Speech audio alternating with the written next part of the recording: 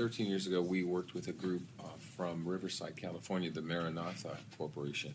They wanted to put a juvenile program here and a young adult low security, low to medium security rehabilitation center here at the time. And so they were working with us. Those of us worked with teens and this sort of thing in the community and the judicial system, the courts and so on.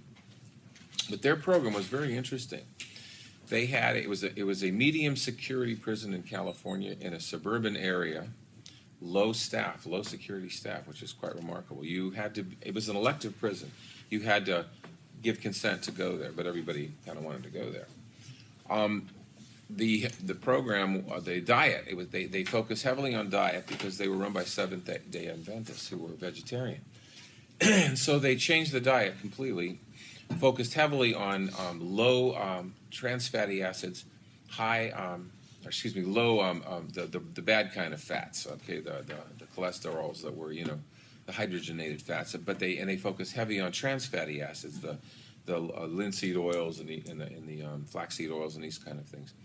They focus heavily on melatonin and tryptophan in the diet. These two elements that we know stimulate serotonin. They're the precursors to serotonin. What we find with serotonin is when the brain has enough of it, the higher cortical functions light up, and all of a sudden the person has self-concept, social emotional reasoning, and empathy, and decision-making, impulse control. When this part of the brain comes online up here, you have impulse control. Okay.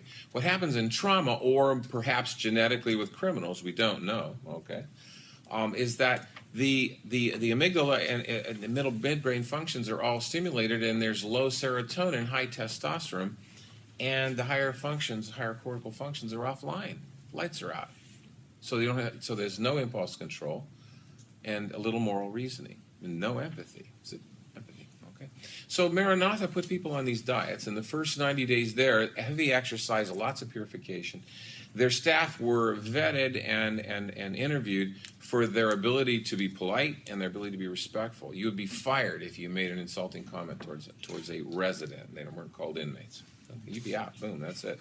No re-traumatization. Okay. And they did PET scans at admission, and they did PET scans at 90-day intervals. And when the brain lit up, because the diet produced the serotonin and the exercise and the lack of trauma, when the brain lit up, they began the behavioral counseling. Okay. They had a heavy vocational rehab component. They had a facility. It had a factory that produced modular homes.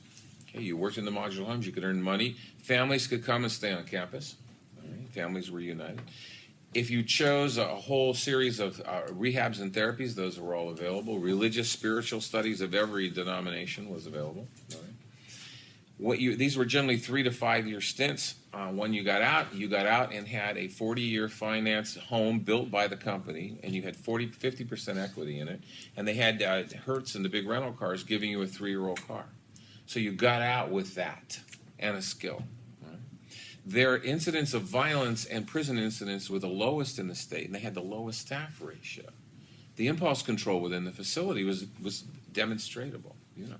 So they really believe that this really was essentially a nurture nature in terms of diet, chemical input, diet, crap food, this kind of. They really believe that would remediate this, and they have significant research to demonstrate. Their follow-up research is weak on recidivism because the laws in the state of California don't allow you to follow, so you can't actually follow unless the person wants to check in with you. So their recidivism data was not strong. They claimed, of course, that it was low. But I don't think we know at this point unless there's been newer research. So there's an example of the sort of biological theories, the brain, nutrition, chemistry, but bias towards the nurture side of things.